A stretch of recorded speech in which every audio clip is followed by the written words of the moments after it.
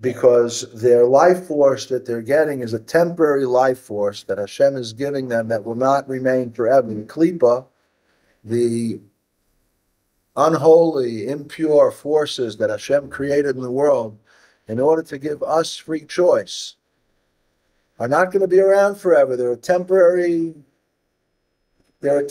situation. When Mashiach comes and there's going to be a revelation of godliness in the world, so the klipa is going to be destroyed. Klipa right now, Hashem wants a bir b'tachtonim. He wants us to make a dwelling place for him in this low world, in this world that hides him. And in order that we should be able to have avodah, which means service, that we should be able to make efforts, he created a situation where there's some very appealing merchandise that he wants us to, either, if it's permitted, to use it l'shem shamayim, for his sake, like it says, kol derachecha, kol masech yu l'shem shamayim, and it also says, b'chol derachecha do'ehu, in all your ways know him. Or if it's forbidden, then to completely avoid it and stay away from it, because this is not something that he wants us, his children, with the sensitive neshamas, to participate in. Because the more sensitive something is, the more affected it becomes by even things that would be considered by less sensitive people to be like, what's the problem? But the saras was an illness, a spiritual illness that appeared to look kind of like leprosy, but it wasn't really leprosy. It was a physical affliction of the skin, or it could afflict the house or clothing. It's not, we don't have tzaras anymore. There's no such thing. And the reason is, the Chachamim say, is because the spiritual level of the people fell. They had to be on a certain high spiritual level for that lashon hara that they spoke to create an outbreak of tzaras on their skin or in their house. But once the spiritual level fell and we became more coarse and thickened, it wasn't appropriate. Wouldn't have the desired effect anymore.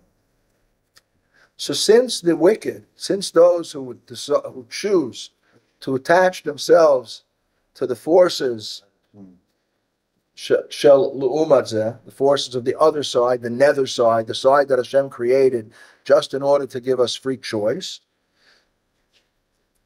since those forces, even right now, they're getting a life force from Hashem, but since they're temporary, they're not real.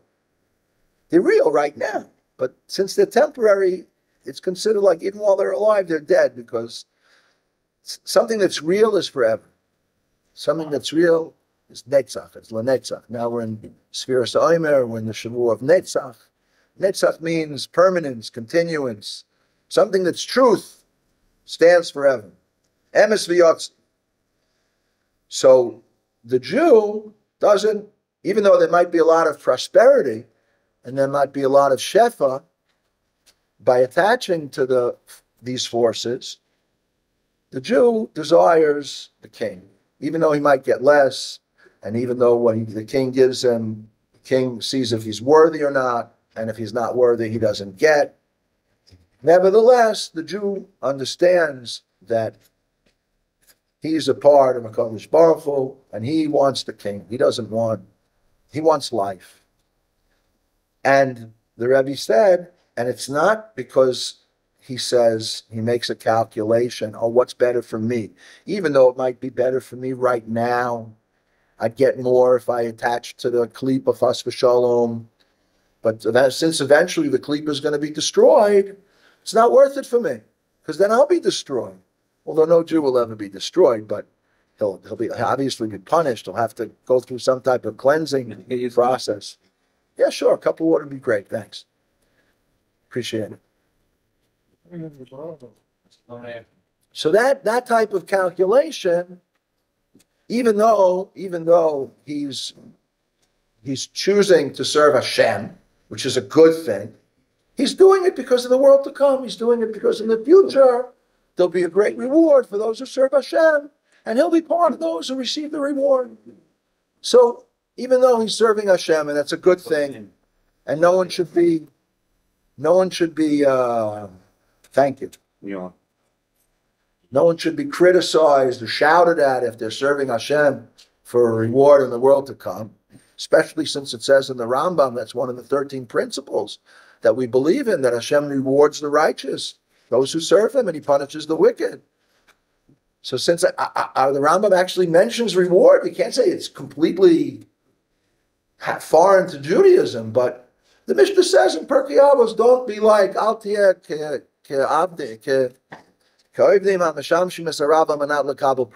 don't be those who serve the master in order to get a reward. That it's an immature type of an avoid. You should serve the king. You should do the things because they're the truth. You should do the things because they're the right thing. But the person who does it because he wants to get the reward. So bedakus how you said bedakus? The translation is thin. He's kind of similar to the non-Jews who also want to get something for themselves, right? Why are they serving forces? Why are they not serving the king? Because of themselves, because of their yeshus. They want what's good for themselves. So they're going to get more now, so they'll serve the forces, and they won't nullify themselves to the king. So even though this Jew who is nullifying himself to the king, he's serving Hashem. Since he's doing it for a reward, he's also thinking about his personal benefit. So there's a similarity between him and the non-Jew, because he's not really doing it because of the truth. He's doing it for his personal benefit. Amen.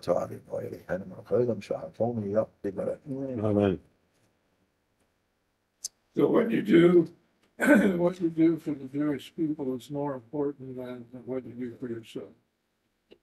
Yeah, certainly. Okay, that answers Sure. the question.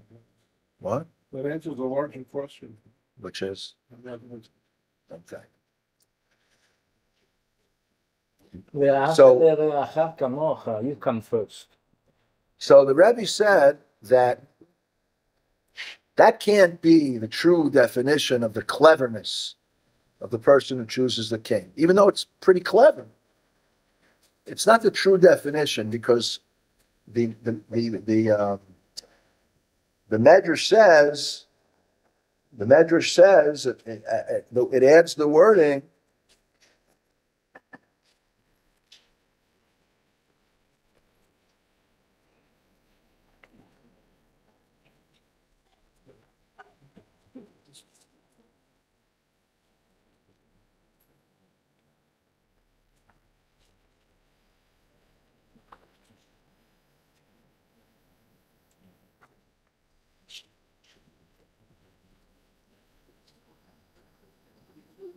Sorry.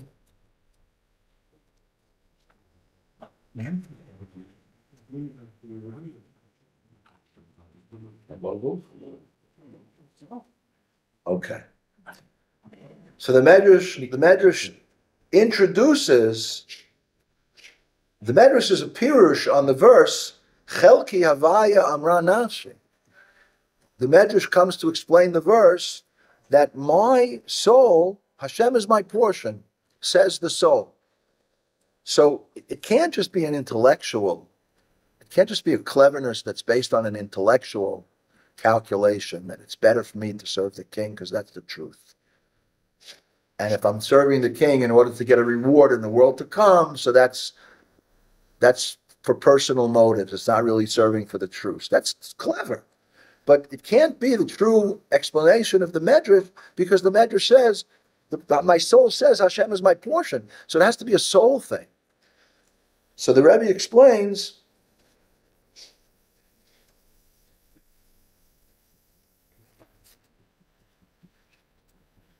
we're in chapter 6. I'm sorry we don't have copies of them online for everyone.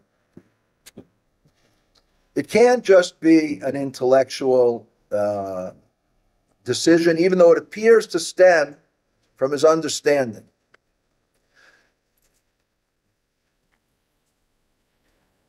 Yet, from the fact that the Midrash associates the clever person's choice of the king with the pasuk, which says "Chelki Avaya Amra Nafshi," it appears that which means God is my portion, thus says my soul.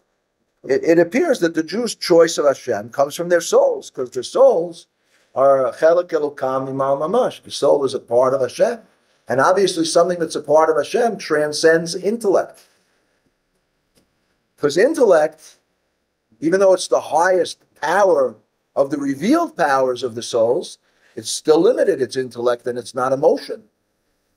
And when the Rambam says, and the Chochmei Kabbalah agree with the Rambam statement, that he says about Hashem, you are the knower, you are the knowledge, and you are that which is known, which is something beyond the capacity of someone to understand, because when we know something, before we knew it, we didn't know it.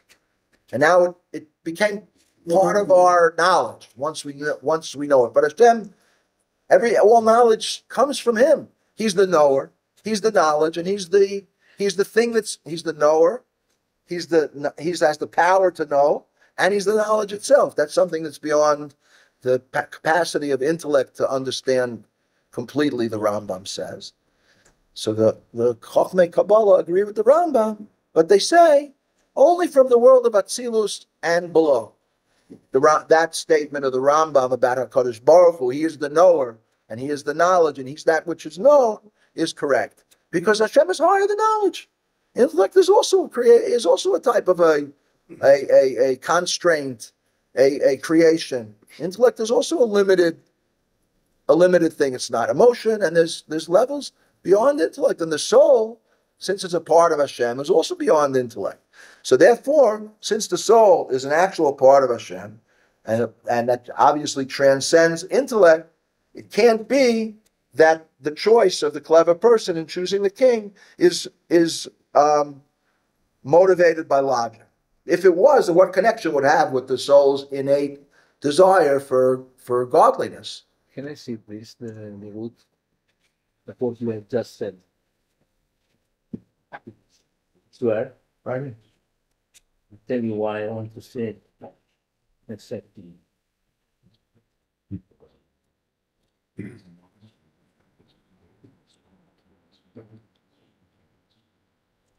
oh. I tell you why in a second. I make a copy.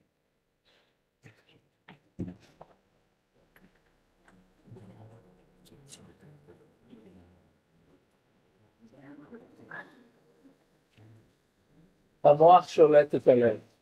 Right. Which is not exactly what is written here.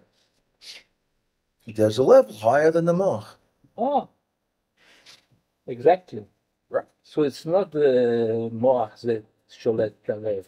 It's the lev that sholet moach. You're saying that the lev is higher than the moch. Yeah, which is what the matter of message says. Right. I saw what you said, man. I didn't really understand it, but basically, if you want to go from the bottom up, yeah, what Yaakov Meir is referring to, I think what referring to, is midos and seif.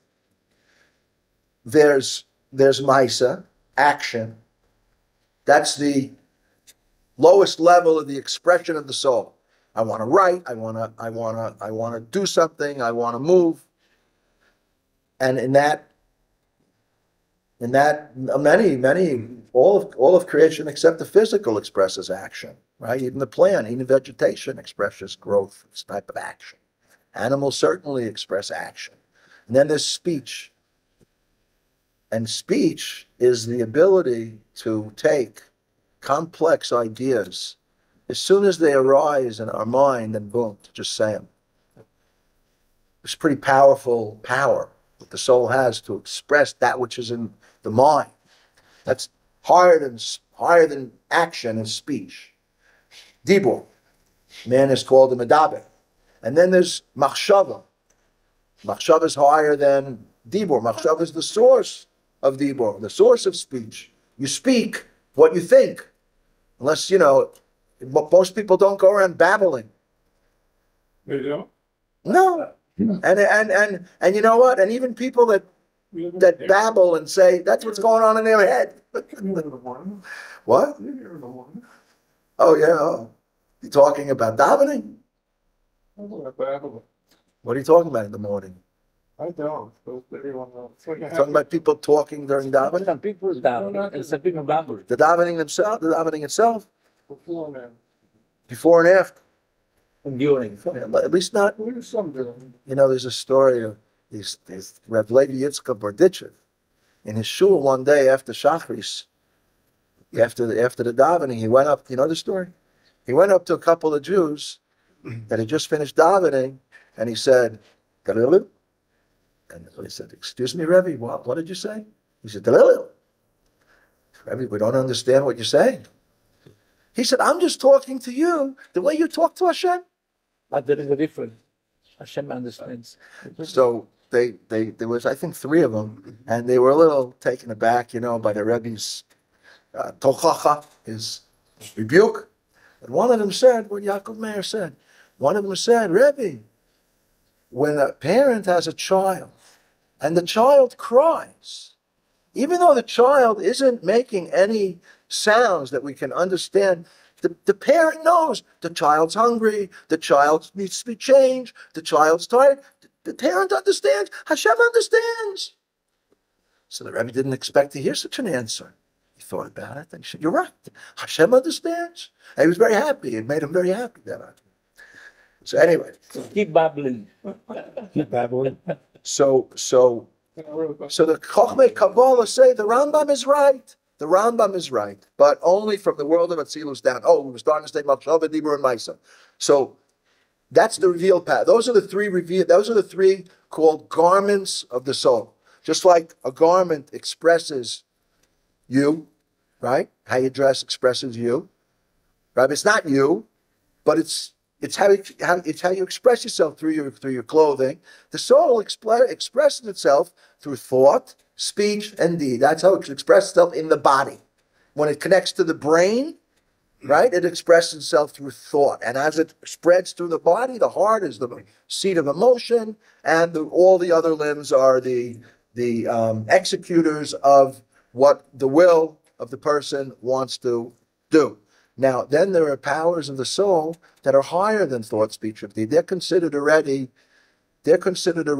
part of the soul itself, not the garments through which the soul expresses itself. And those basically are midos and seichel. Midos are the 7 emotional powers of the soul. We know the soul has 10 powers. That parallel of the 10 spheros. The soul is a godly entity. The lashon of Hasidus of the soul is a boire b'tzura nivra. It's a part of the Creator in the tzura. Tzura? Tzura? What's the word? In the form. In the form of a creation. So you may look like a created being and you may think like a created being, but your essence is your part of the creation. And your soul, when we say Elokai in the morning, Elokai neshama shenasata bi tohirahi, ata barasa, it's tohira even before it was created. It existed even before it came into creation. It comes into creation through the world of Bria, ata barasa, ata yatzarta, it goes down through the world of Yitzira, ata nafachtabi in the world of Asiya. But it's Tahira, it's part of the world of it. It comes into its existence with the 10 powers in the world of Atzilus, because that's where the 10 spheres of HaKadosh Baruch Hu come into revelation, also in the world of Atzilus. So the soul also comes into existence there. But the emotional powers of the soul are called midos. And the intellectual powers of the soul are called seichel. And seichel is higher than midos, but midos are much more powerful than seichel. And Chassidus explains that the midos of the soul, that's the person. That's the person, that's his character traits. Why does a person think about the things he thinks about? Because his soul has a mishikah. His soul has an attraction for those things. So therefore thoughts come into his mind about those things. That comes from his midos. Good and bad? What? Good and bad thoughts? Well, Hashem created this opposite that. Just like there are the 10 powers of holiness, there are the 10 powers of Lumatzeh, the 10 powers of Klipa. And there's a battle going on. Our bodies are the battleground. Our nefesh bahamis, our animal soul, or our natural soul, which is sometimes called, that's the battleground. Who's going to control it? Is it going to be the Jewish part of you or the animalistic part of you, that part of you that you share with other aspects of creation, including other people? So midos, you can't fight them. And I think this is what you're alluding to. Midah, you can't take a person who let's say there's certain people you can see the very studious type of the people, but they're not so much into going out and if you tell them, come on, let's go set up a tefillin stand, or come, let's set up a whole event. It's harder for them because they're more studious type. And then there are the people that'll go and they'll Erev Pesach, you'll see they'll have a whole fruit and vegetable gemach for the people that don't have money, that can come here, we'll give you fruits and vegetables. They're pa'il. They're very outgoing. That's because of their midos. And you can't take a person and change their nature. You can't force them. If you force them, they'll just resist. So how then is it that? So in that sense, Yaakov Meir, the midos are more powerful than the seichel. So what does it say? Amach tzarich lishlot, but he said sholet. It's done. The Alter Rebbe says in Tanya, Moch sholet al alev b'tivo. היה צריך להגיד, צריך לשלוט. כי באמת, זה ההפך. Okay, I don't know exactly what's going to come out of the words that are going to come out of my mouth right now. Perhaps you'll need to edit this. But man, the husband is considered the male, and the woman, the husband is considered the male. Of course, the husband is saying that already has to be edited.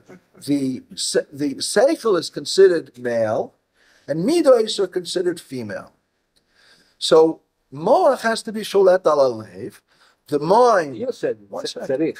Right. Right, because it's a battle. It doesn't say tzarich. I'll show you in Tanya. Next year I'll find it and I'll show you in Tanya where it says, Beferish hamoach sholet al alev b'tivo. Yes. It says like this, as you said, but it should have said tzarich lishlot. It should have said exactly the way the Alter Rebbe wrote it. Okay, when you write, you write it. You write whatever you write. You write it however you like. And so the male aspect, right, which is seichel, has to be sholet on the female aspect, which is, you're right, which is midos. Right? How? You can't just force his will on the midos. The midos will resist because they also sense their what they are and what they desire, and what they want, and what they feel. So what is the intellect do? How does the intellect mashpia and influence the midos that they should be also the way they're supposed to be? The way they're supposed to be. Now, how are they supposed to be? They're supposed to have bittul to a Kodesh Baruch Hu. The midos feel themselves that what they want and what they desire very, very much. Chesed, gevura, rachamim, right? Chesed is like water, and gevura is like fire. And it says, Hashem osa shalom b'mromav. He has to make shalom between the Malach Michael and the Malach Gabriel, because one wants chesed and one wants gevura. So what does the Kodesh Baruch Hu do? He's ma'aleh both of them to a higher place, where they understand there's a need for me and there's a need for you, and both of us have to submit our desires and our wills to the will of a Kodesh Baruch Hu. And that's what seichel does. That's how seichel is sholet al midos. How seichel rules midos. It teaches midos in a gentle way what's best for the midos. What's best for the midos are also kedusha. Midos are also a part of the Kodesh Baruch Hu. They also want to serve Hashem. So the midos have to, when the midos understand, yes, I too need to serve Hashem. So the midos get elevated to the level of moyach, to the level of Seichel. And then the Midas will mevatel themselves to what Hashem wants. And then the Moyach can be sholet on the Seichel. So those are the 5 levels of the soul. No. Those are the levels of the soul that are called the revealed aspects of the soul. Seichel and Midos are the revealed aspects of the soul. My friend is trying to get the stickers. No, we answered this question, right? We answered it. It's a grammatical and a syntactic problem. Then there's the aspects of the soul, like we learned in the previous mimer, which are hidden. The innate love that the soul has for Hashem, the innate fear that the soul fear, meaning I want to avoid anything that's against His will. Right? Sometimes they need to be brought out into revelation, but they're there. It's like coals that have a fire burning in them, that you don't actually see the fire, but when you fan the coals, the fire comes out. And then there's a higher level within the soul of the godliness of the soul, of the desire of the soul to serve Hashem, which is called like the fire that's in the flintstone. The flintstone is the rock that you hit with a piece of metal. What can make bread? Not bread. What's her name? And Wilma. and the spark Wilma. will come out, and even if that rock is in the ocean for hundreds of years, you take it out, you dry it off, boom, the spark comes out. Nothing can put out that fire in every Jewish soul that every Jew has for Hashem. And that's why the Alter Rebbe says in Tanya that you see throughout history, the majority or the vast majority of Jews that were unlearned, that had, even in their lives, they didn't have much to do with Judaism and Jewish practice, but when it came to a situation of Mesiras Nefesh, a situation where they were forced either to serve other gods or to die, all of a sudden the Judaism mamish came out. Chelek Melokam Imal. Chelek Elokam Imam became revealed, and they said, "No way, I'm not doing that." And it's not something that they needed to explain. It just that's who I am. I can't bow down to the idol. I can't do that. And as a matter of fact, I heard this lady called me one day. She wanted to get certain insurance for her yoga classes that she gave. She was a woman from the shuv called Adam, and I said, "Do you have a certificate? Because to get that type of insurance, you need a certificate that you went through a course." She said, "Yeah." I said, "Where is it from?" She said, "India." So this was about 2 weeks after the shaliach from Tibet came to our shul, and he spoke at a Farbrengen. And he said that the Israelis all told him that even though they went to the places of the Avodah Zarah, when it came time to the actual bowing down, they didn't do it. So I had just heard that, and here's a lady calling me up who was in India, who learned yoga in India. It's a Balas Tshuva. So I asked her, I said, "Tell me, what happened in the ashram when it was time to bow down?" She said, none of the Jews bowed down. Go explain that. That's beyond seichel. That's a soul thing. So that's what the Rebbe's saying over here. That the choice is not, even though that's clever, it's clever of the person that he wants to serve Hashem because it's the truth, not to get a reward in the world to come. That's very clever. He's serving Hashem for the right reasons. It's not for a personal benefit. Nevertheless, that's an intellectual type of a resolution, motivation. And the Rebbe says it has to be something of the soul. So the Rebbe continues and says it is. It comes from the souls, the part of the soul that transcends into the intellect. So just getting back to what we were saying about the Rambam, so the Chochmei Kabbalah say the Rambam is right, where he says Hashem is the knower, the knowledge, and that which is known, but only from where intellect comes into revelation. The world of Atzilus. But beyond the world of Atzilus, that's not, you can't say that about Hashem. You can't limit Hashem because Hashem is unlimited. The fact that Hashem chooses to reveal himself within limitation, that's another aspect of his unlimitedness. Like the Avodas HaKodesh says, if you would say about Hashem that he only has the power to reveal himself in the infinite, you would be limiting his powers. Can you repeat that, please? The Avodas Hashem says, if you would say that Hashem only can reveal himself in the infinite realms, in the infinite manner, you would be limiting his abilities.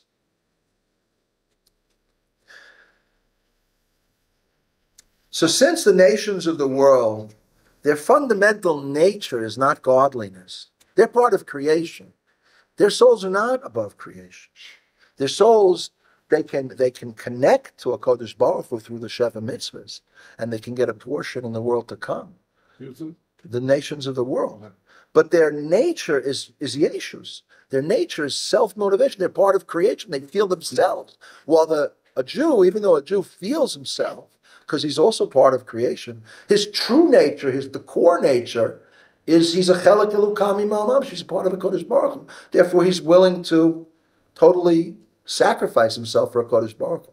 Someone once asked, what's the difference between the suicide bombers, right, that they blow themselves up, and a Jew that has Mesiras Nefesh for his religion?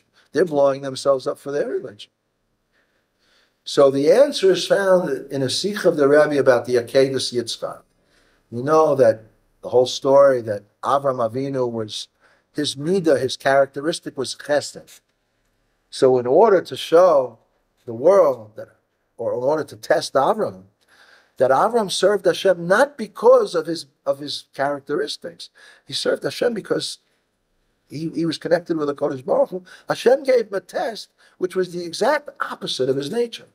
Take your son, your only son, the one you love, Yitzchak, and bring him up for sacrifice. He didn't say sacrifice. To bring him up for a sacrifice. Avram understood he was going to actually have to sacrifice him, and he was about to go through with it. Until the angel came and told him, right? Al tishlach yadcha lana, achshav yadati shata yirei elokim ata. Now your true nature that you serve Hashem because the truth came out, not because it's your according to your personality traits. So the Rebbe brings the Midrash, where the Midrash says that and it says also in the Chumash, it says koi. What does it say in the Akedas Yitzchak? It says v'neilcha ad ko v'ani v'anar. He told Shmuel and Eliezer who came with them, you stay here with the donkeys. V'ani v'anar neilcha ad ko. So the Midrash says, and me and the lad will go till ko. Ko means like there. We'll go to there. Yonder. We'll go yonder. Ko, the Midrash says, Avram was saying that Hashem blessed me by saying, Ko tiyeh zarecha. Look up at the stars, and if you can count them, Ko tiyeh zarecha. That's how your seed will be, uncountable. Ko. Avram was saying, the Midrash says, what's going to happen to the Ko? Hashem promised me that my seed is going to be, and I said, let it be your will that Yishmael should live before you. Don't have to make such great miracles for me. A person 100 years old having a child, and a woman 90 years old having a child. Yishmael, he could be the continue. No, Hashem said, no.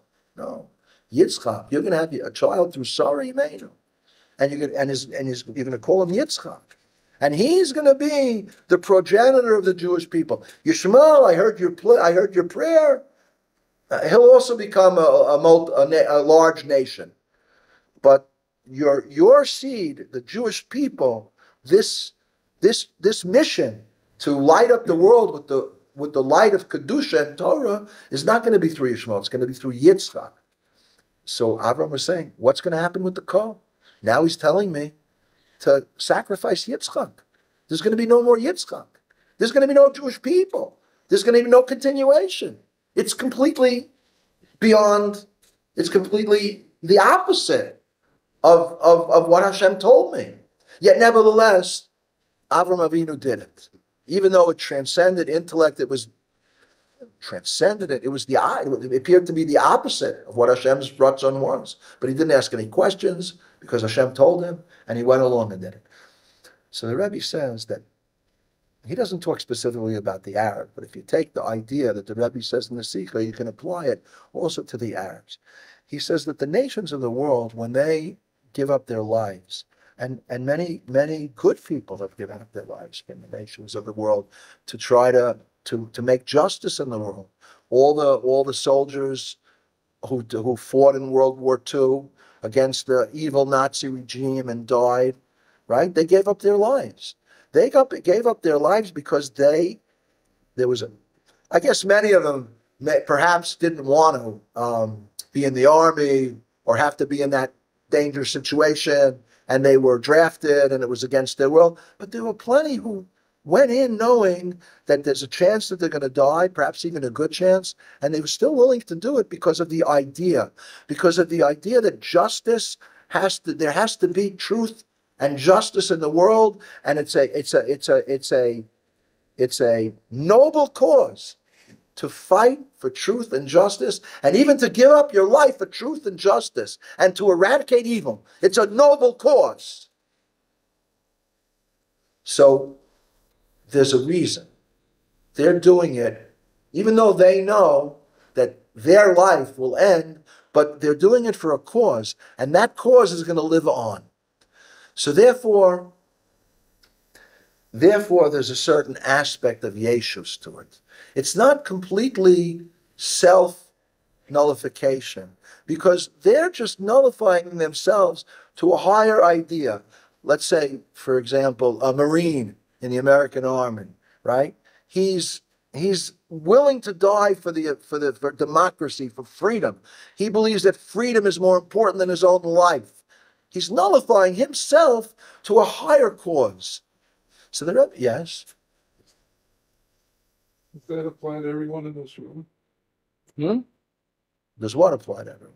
No, we're not suicide bombers, but we move to a country that gets attacked by suicide bombers.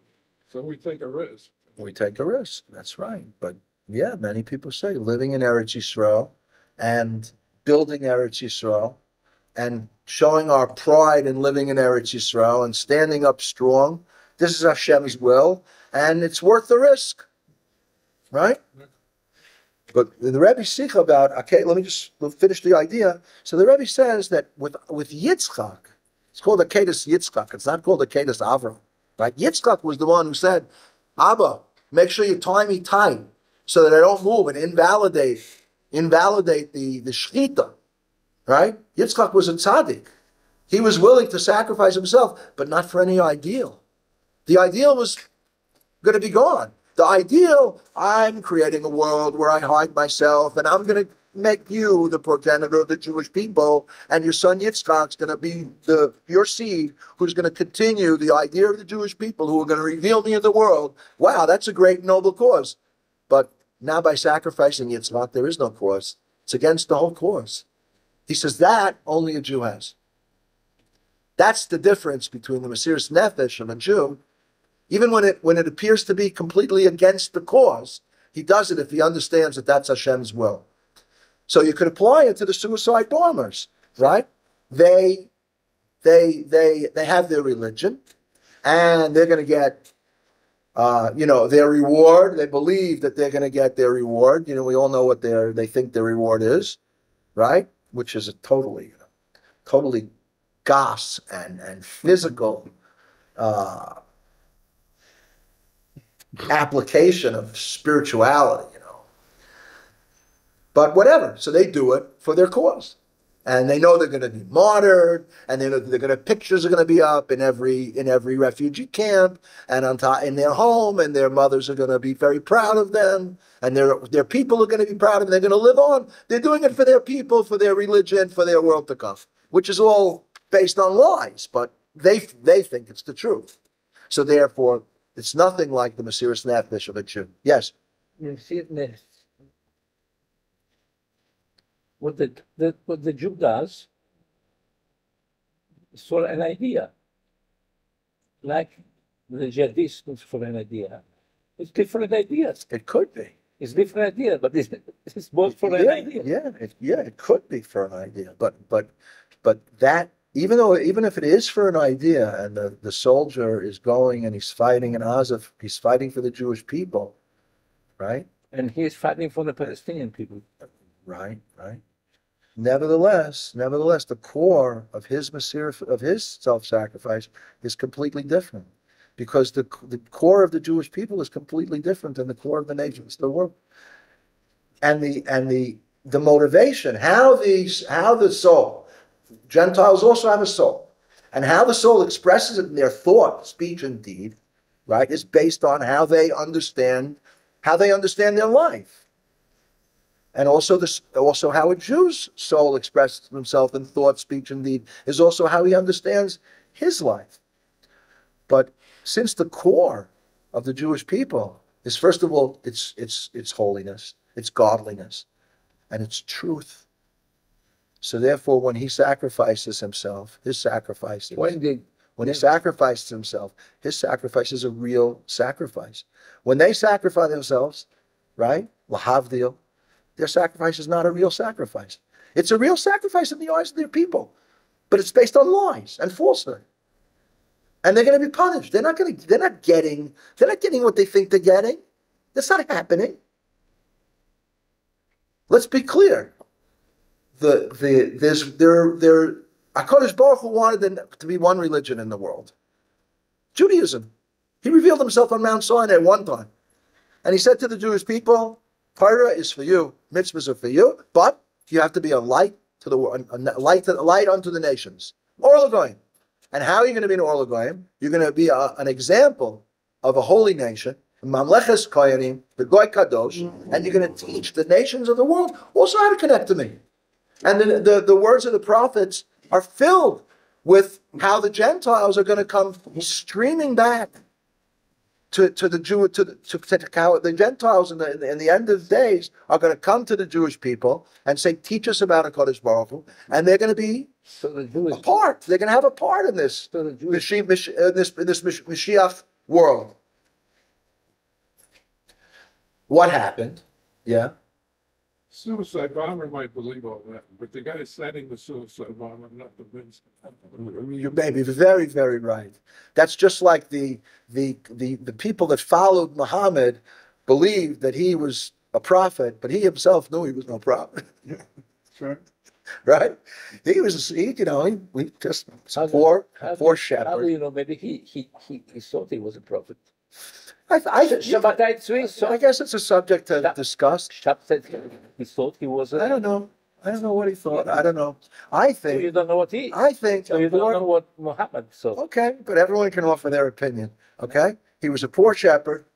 Okay, and like everyone else, he wanted money, and he wanted power, and he wanted women, and he wondered, how am I going to get that? And he came up with a great idea, and he was I edit that. It wasn't a great idea. It was a terrible idea. It was against Hashem's ratzon because it was a lie. Okay? The Malach Gabriel did not reveal himself to him and give him the Quran and tell him this is the will of Hashem. It didn't happen. You could believe him. You could also believe Yashki. Right? Chas v'shalom. Okay? But the Jewish people, we don't believe in Hashem and Torah because of Moshe. We believe in Moshe because of Hashem and Torah. We believe in Moshe because of what Hashem did in Mitzrayim, and we believe in Moshe that it's Torah's Moshe and it's the truth, that whatever Moshe said was the truth because of what happened on Har Sinai. There were 600,000 men between the age of 20 and 60. That was a historical event.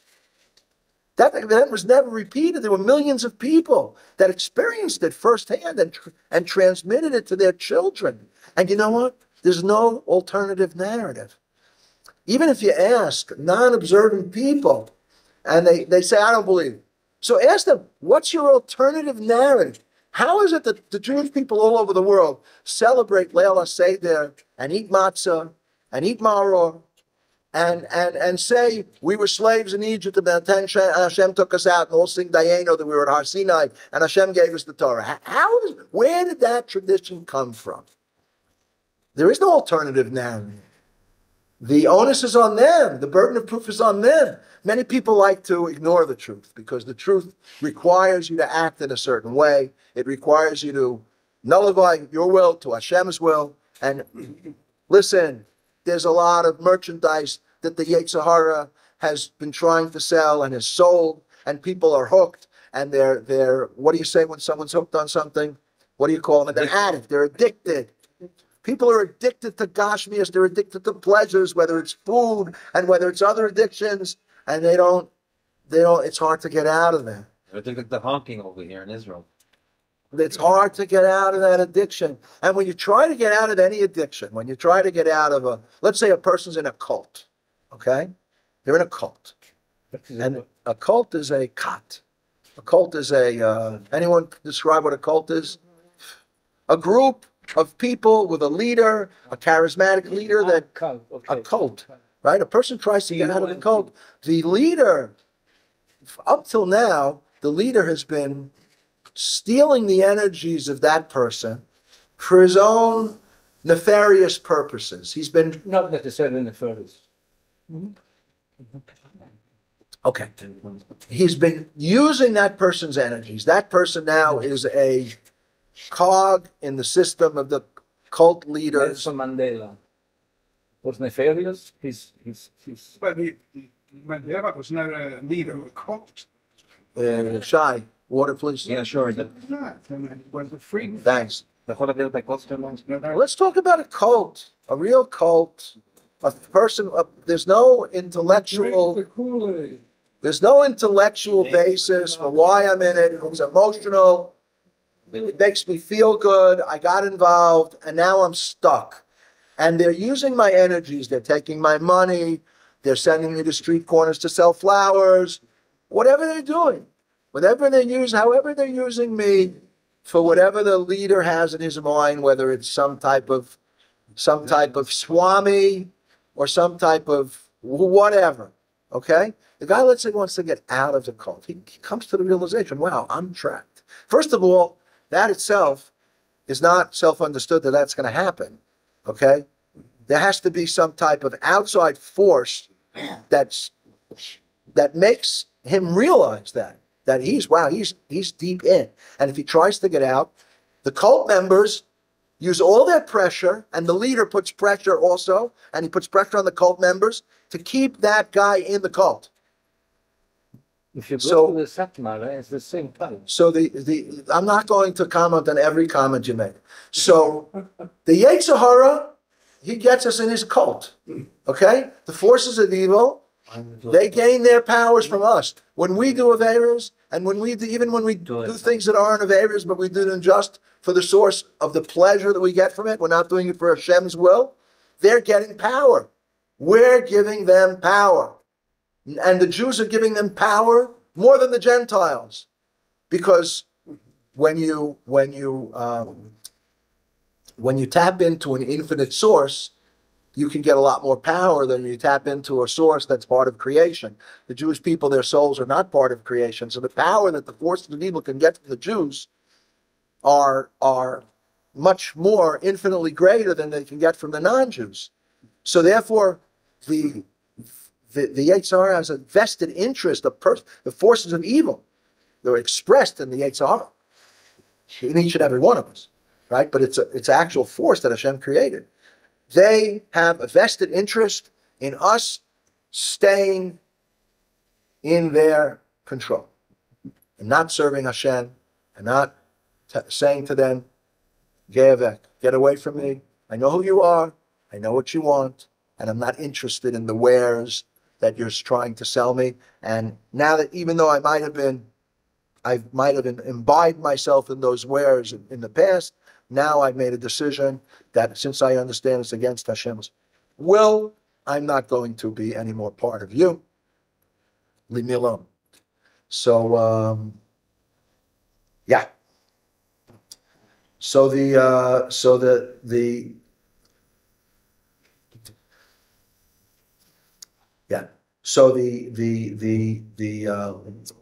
clever person, since he recognizes, he identifies with his true nature. His soul says You are my portion, God.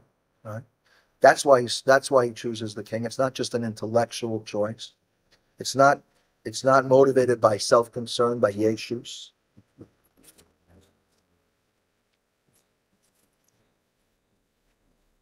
It's an essential choice that transcends logic and reason, because it's not motivated by the fact that the king is not going to be replaced, but these forces of the king's ministers are going to be replaced. It's not motivated by that intellectual decision.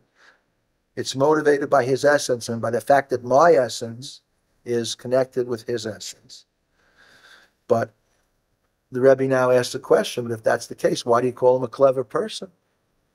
If it's his motivation is an essential motivation, a part of his soul, that his soul recognizes that I'm part of the king, and therefore I want the king, and the wares and merchandise of the ministers, even though it might be more and it might be easy to get, doesn't interest me. And it's not because I know that eventually they're going to be replaced, but serving the king is something that's forever. It's not motivated by intellect. It's motivated because my essence is a part of his essence. So then why is he called a clever person? So the Rebbe says that this essential bond with Hashem affects the thinking process as well. Again? It affects the thinking process. What affect the thinking? The fact that I'm choosing Hashem because I'm a Jew and my soul is a part of Hashem. And that's why I'm choosing Hashem, because he's my father. He's my king. I want him. Like the Alter Rebbe was known to sometimes go into a type of a trance and say, I don't want your Gan Eden. I don't want your Olam Haba. I just want you. I just want you. The Alter Rebbe connected with that part of himself, which was the essence. His essence was part of Hashem's essence. Nevertheless, this essential bond affects the Jew's thinking process and causes the minds also to agree and to realize that, yeah, it's clever to realize that since Hashem is the true being, that he's alive and exists forever, and he's not subject to replacement, therefore I should forego my self-concern and choose godliness. Yeah, it affects the thinking process, because serving Hashem is not supposed to be limited just to our deeds, our emotions, or our thoughts. It's supposed to affect our entire being. So if something doesn't affect the intellect, and the intellect is unaffected, there's a certain lack over there. So the Rebbe says this essence choice, this essence connection of choosing the king also affects the Jew's thought process as well.